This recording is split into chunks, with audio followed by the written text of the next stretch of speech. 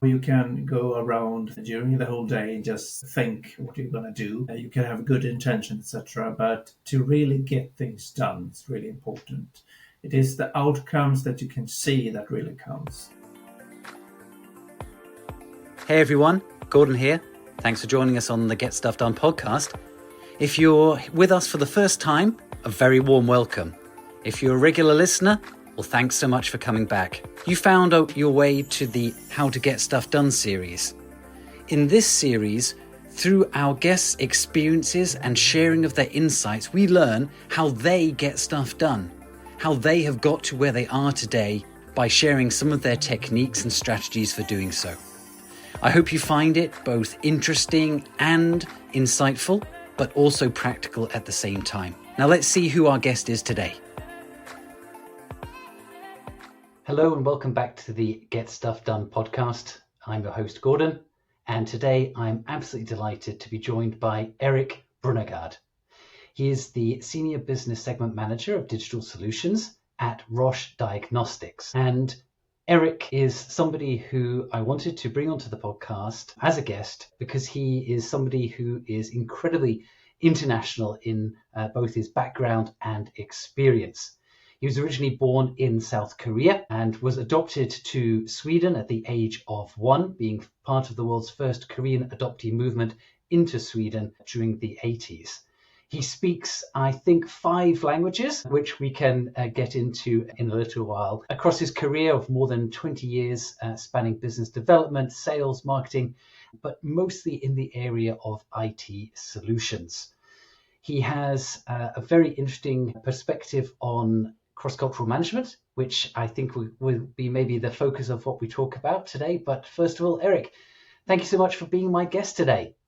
Thank you very much. I love to be here. And so, Erik, I'm going to jump in with the question that I always ask all my guests right at the start, which is getting stuff done. What does it mean to you?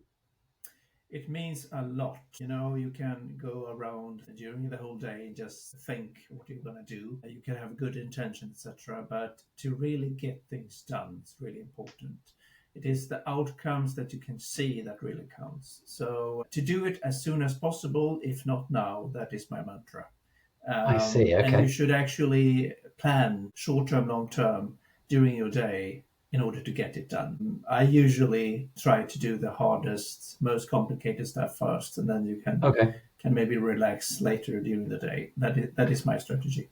What are some of the hardest or most complicated things that you're facing? What are those things that you come up against most? It could be, for example, a complicated project with a lot of stakeholders, both internal, external. It can be a project that in some parts, for example, a launch didn't go so well. It is projects or assignments where you might not see the outcome clear. And you need to both analyze in beforehand, but you also need to weigh your words very well and carefully. I think that requires priority first during the day, at least for me.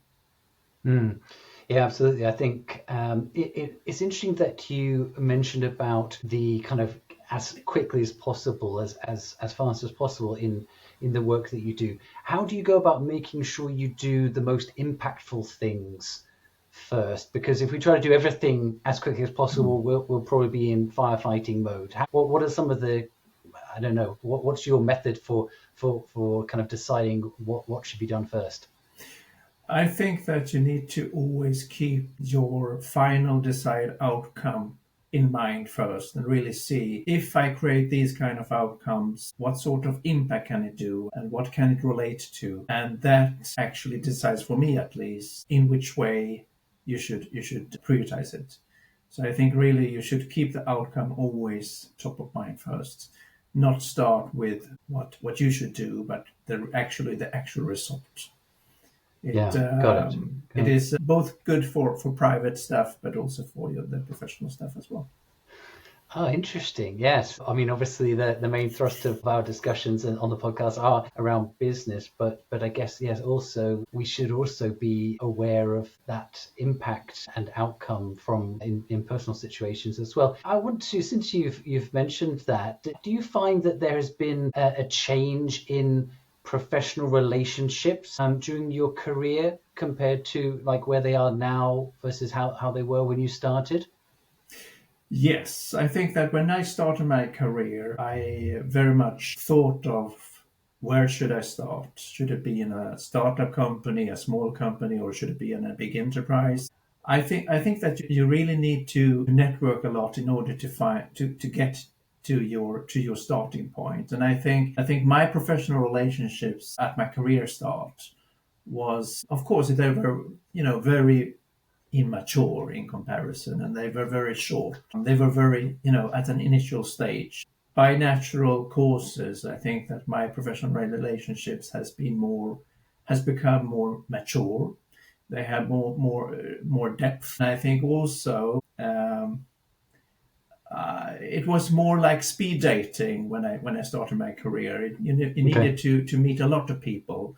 Now got I it. think I'm more selective Okay. in meeting people, and I think that's good. Yeah, I would agree that I think I've just got some background noise coming on here. Let me just put a quick mark on the screen. 1 second. Oh, there we go. Okay.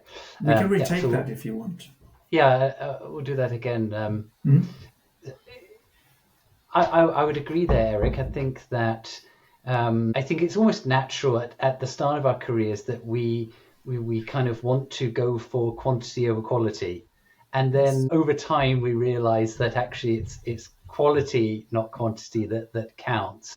And it maybe that is a very natural transition of age as well, perhaps, but also a necessity of youth, depending on how you look at it. But at the same time, I guess also we make a large, broad network in the early stage, and that becomes a foundation for a good network later on, right?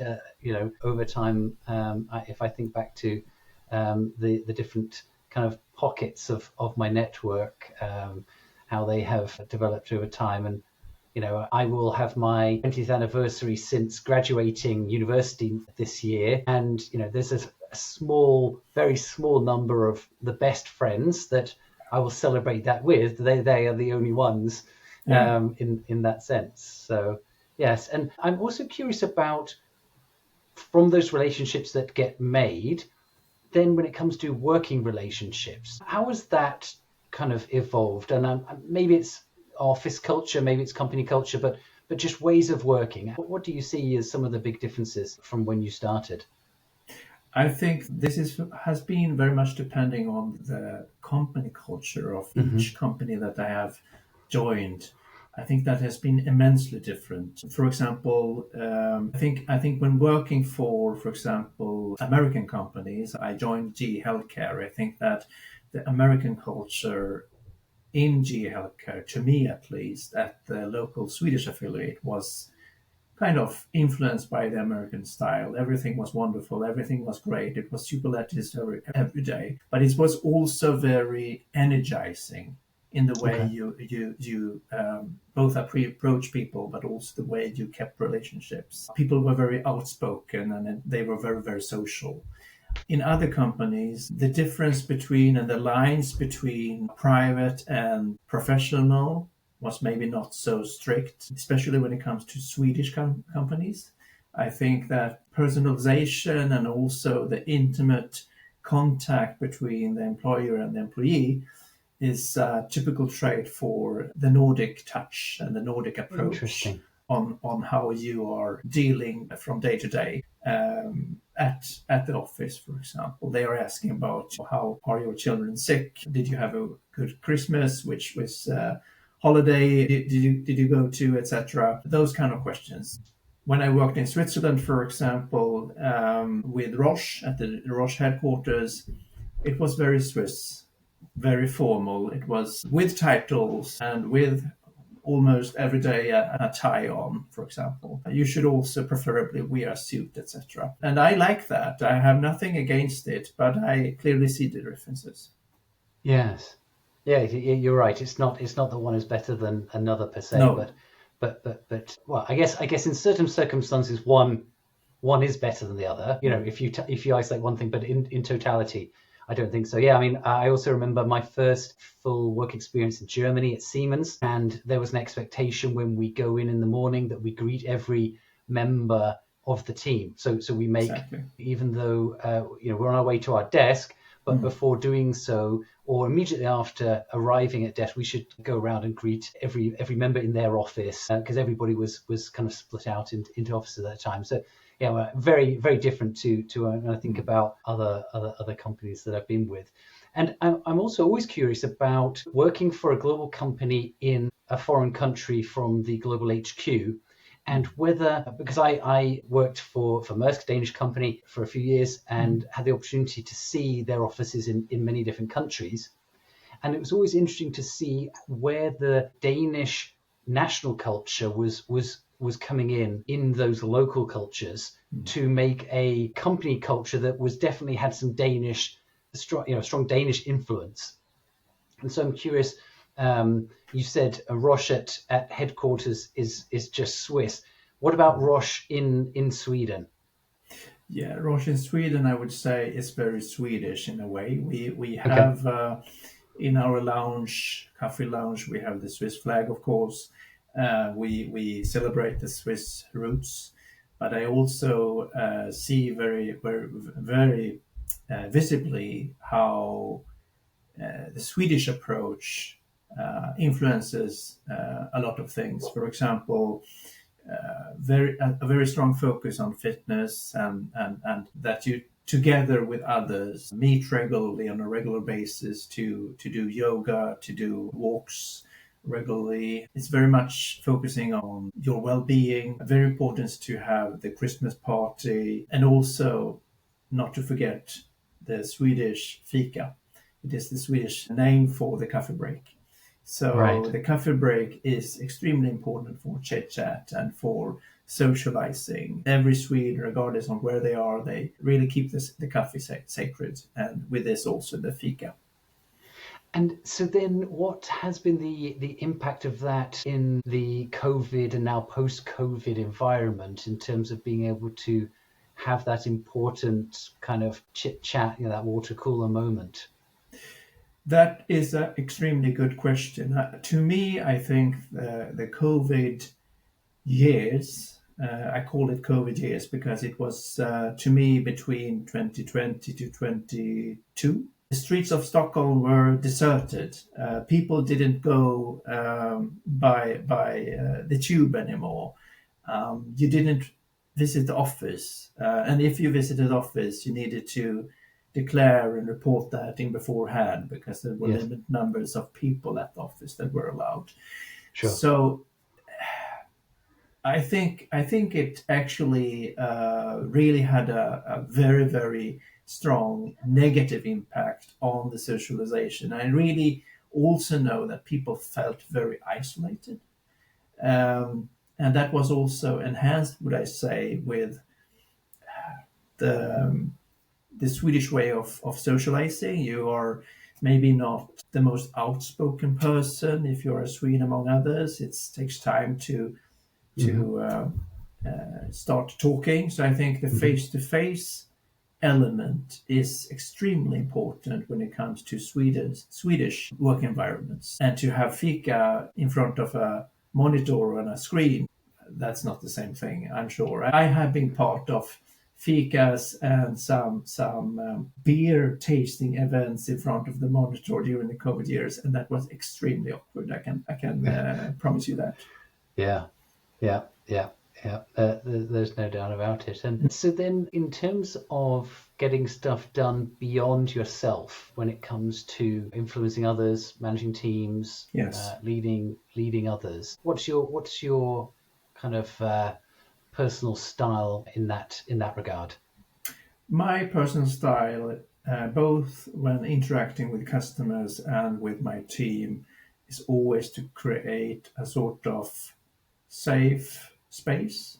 I believe also that you should create a sort of personal touch on it.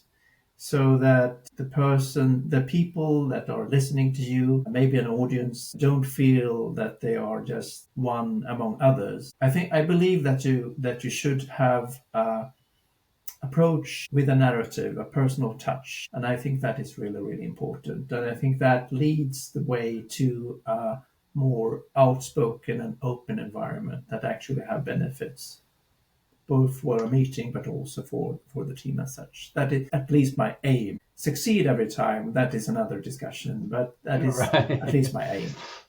Yeah. And in your kind of experience, what's the approximate length of period of time that it takes to go from a first meeting to a status where those parameters and ways of working have been fully understood along with that personal touch? I think that to me have been very much dependent on how many face-to-face interactions you have been able to complete. Okay, interesting. When you actually are interacting with a mix of teams that are, for example, remote in other countries or in other cities and don't have the possibility to interact face to face, I think that can actually be a disadvantage. And then it will require more time for everybody to feel fully adjusted and fully at ease, so to speak. I think that is really important. So, for example, if I start and initialize a project, I think to work remote is totally okay, but I try at least in the beginning, at the end, try to arrange some sort of face-to-face meetings, kick-off meetings, for example, that are always face-to-face in order to really emphasize the personal touch so that you can actually feel the energy. I know that I almost sounds like a yoga guru or something when I say talk about energies, but I really think that is kind of important. No, I think increasingly, in a good way, people have become more aware of energy, and especially when it comes to how it affects others.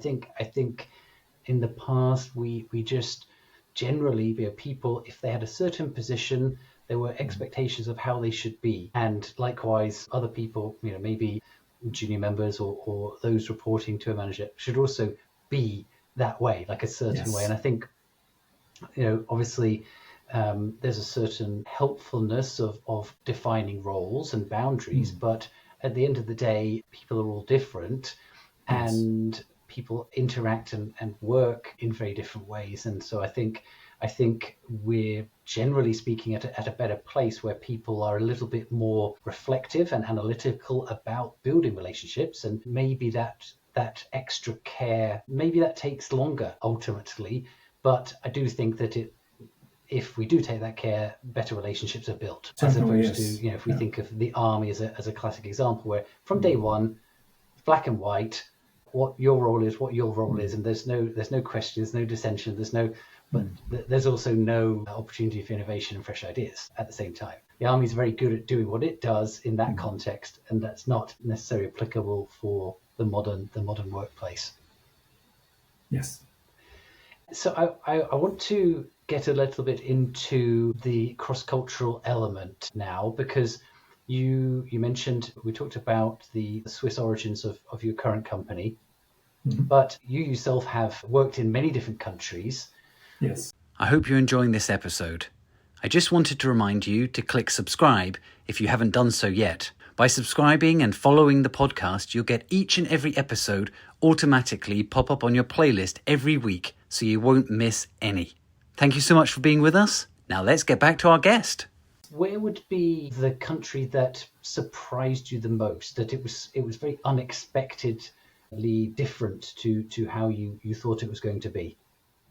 My answer may be surprising, but I think Denmark, to me as a Swede, was the biggest surprise. Denmark is maybe it's actually one of the geographically closest countries to Sweden. Swedes usually go on summer vacation to Denmark.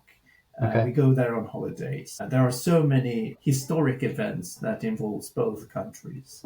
But actually to work there and to manage teams and to be at the office in Denmark, it really strengthens the impression how different we are, Swedes and Danes. Danes are very, very different. They are more outspoken. They're maybe more extremely direct. And to me, I think they are having totally different management expectations than Swedes have. Swedes are very collective. They are very adapting. They want to fit in the group. I think they're almost like the Japanese of Scandinavia in many ways. And actually, Swedes are usually very fond of Japan, and that is I've no heard that wonder, I before. think. Yeah. And Danes, to me, in their style, they are more similar to the American way almost. They know what they want. They are very direct. They never go around and indirectly listening to things. They are just saying what they want. Well, I mean, to the listeners who are from around the world, but predominantly not Scandinavia, who might be thinking that maybe even they think that all Europeans are the same. But actually, not only that, is that within the region of Scandinavia, within Europe, that there are also significant differences. I think that is a really good takeaway, that we don't take things for granted.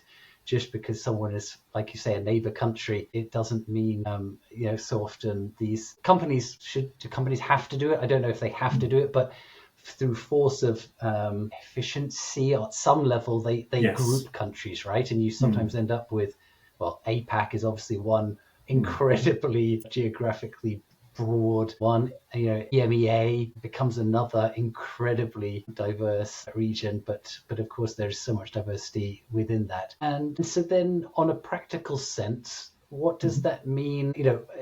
How? Maybe, I don't know, maybe advice for Swedes when going into Denmark. What would be maybe some of the things that they should kind of be aware of, or how could they more comfortably navigate that? Yeah, for example, I think in a Swedish corporate setting, it's extremely important to have a consensus, to find a common stand for next steps. But in Denmark, I discovered very clearly at times that it's very much important for the CEO and for the leader to actually dictate the next steps. They're not waiting for a consensus. Consensus is just a waste of time, basically. So it's very important for Swedes and other people, I think.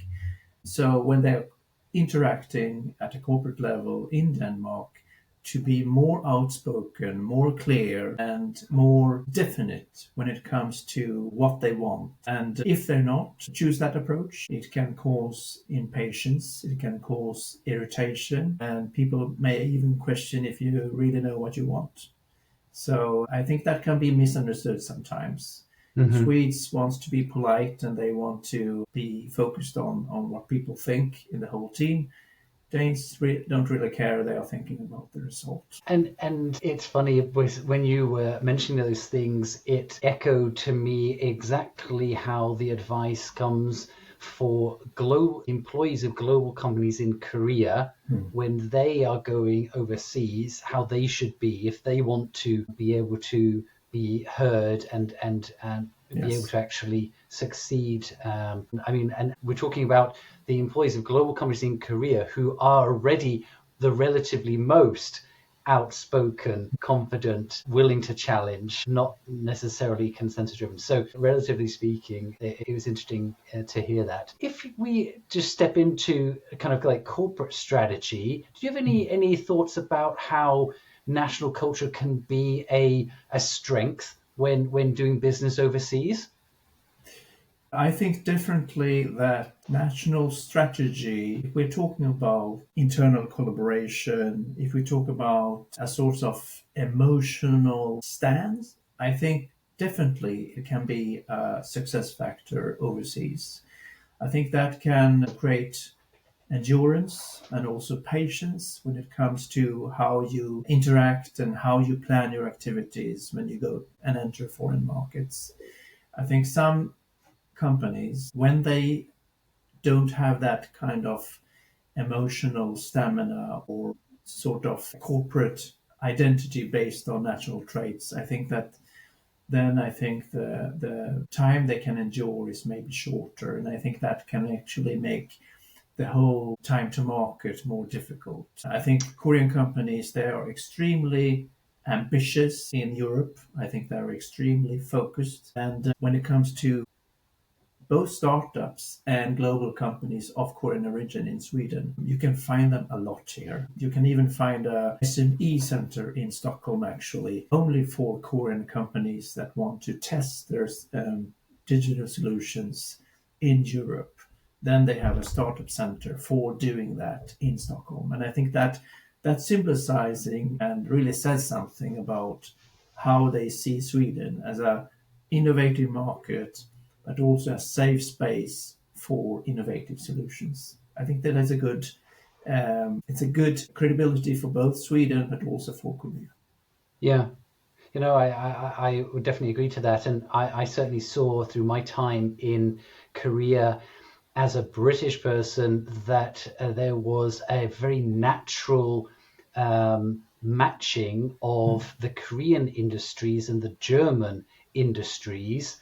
And because of that, those, obviously the Korea developed as a fast follower, predominantly in manufacturing and, industrial sectors.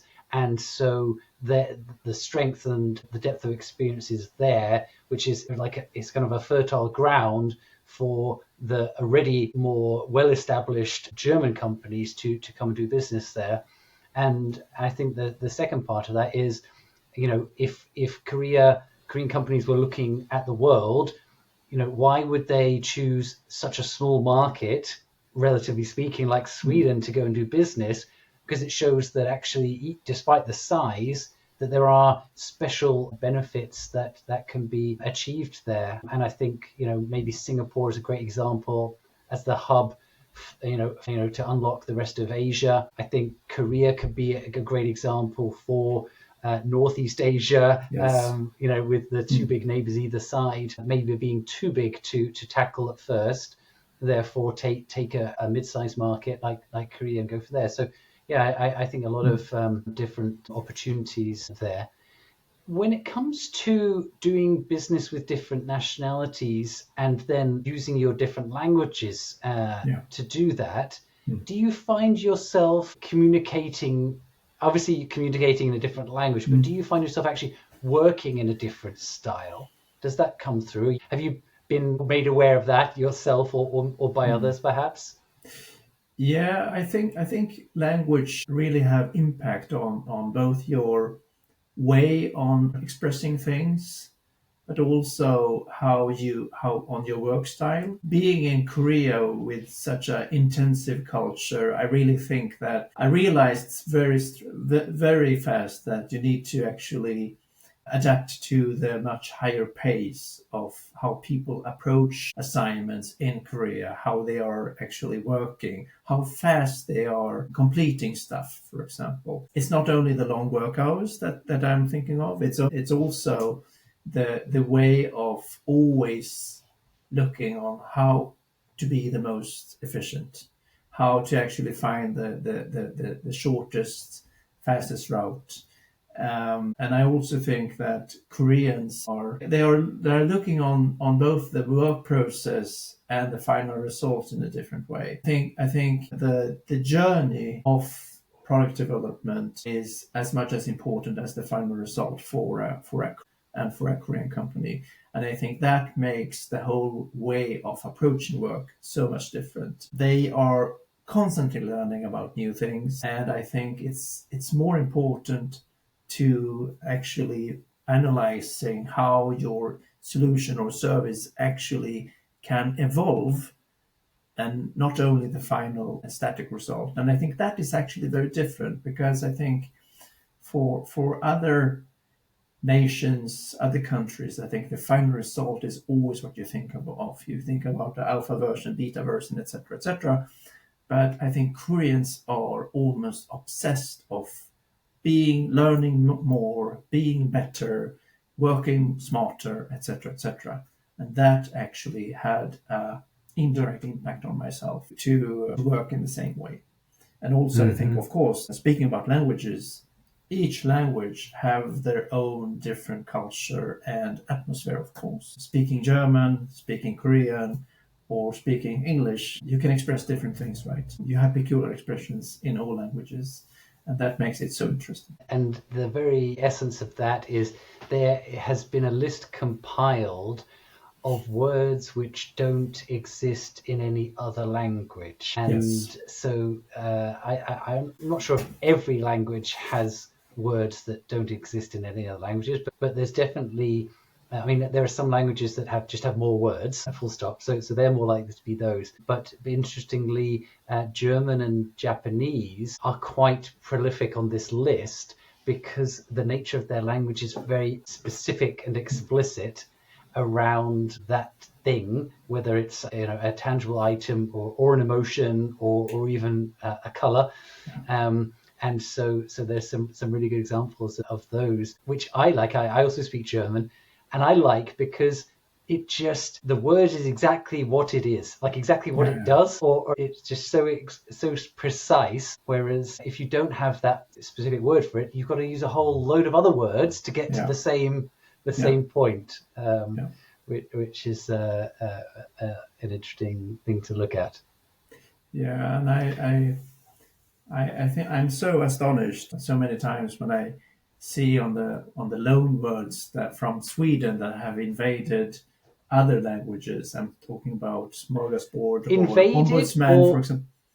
Invaded or adopted? Yeah, let's discuss that. I kind of feel uncertain why, for example, smorgasbord has been a success, word of success in so many languages, including the English one. When you certainly also have kind of buffets that you have been offering and enjoying during the past of time. But who knows? Maybe a sign to delve into more linguistics, but I would hazard a guess that the onomatopoeic nature of words will have a big impact on that. If I think about the Indian word bungalow, which we have taken, or I think about the German word rucksack, smorgasbord as the example there as well, perhaps could be one of the factors there. On that note, Erik, we have got to draw this episode to a close. Thank you so much. Thank you very much for having me. It's been a really good discussion. And if any of the listeners would like to get in touch with you or reach out, what would be the best way for them to do so? They can connect via Instagram. They can also connect via LinkedIn. So Great. I'm present on both those social platforms. Perfect. Well, we will be sure to link those in the show notes. But once again, Erik, thank you so much for being with us today. It has been a pleasure. Thank you very much. Thank you, everybody. And this has been another great episode. And remember, let's get stuff done. And that's another episode of the Get Stuff Done podcast. Thank you so much for being with us. I hope you enjoyed it. And if you'd like to get involved and you have someone who you think would be a good guest for the podcast, please drop me a message and I'll be happy to get in touch. Alternatively, if you would like to share this episode on your social media, that would also be extremely appreciated by us. Thank you so much once again. Remember, let's get stuff done.